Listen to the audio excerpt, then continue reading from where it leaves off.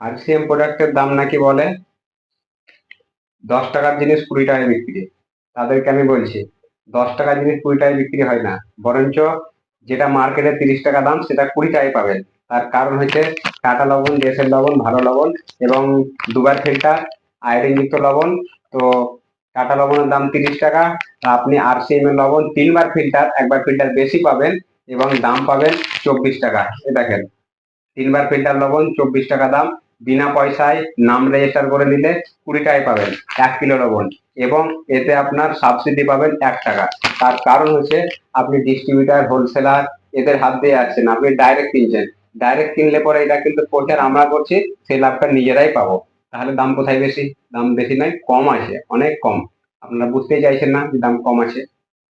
তো এখনো জাগুন, জেগে দেখুন, জিনিসগুলো ব্যবহার করুন, ব্যবহার করলেই বুঝতে পারবে কতটা ভালো। জয়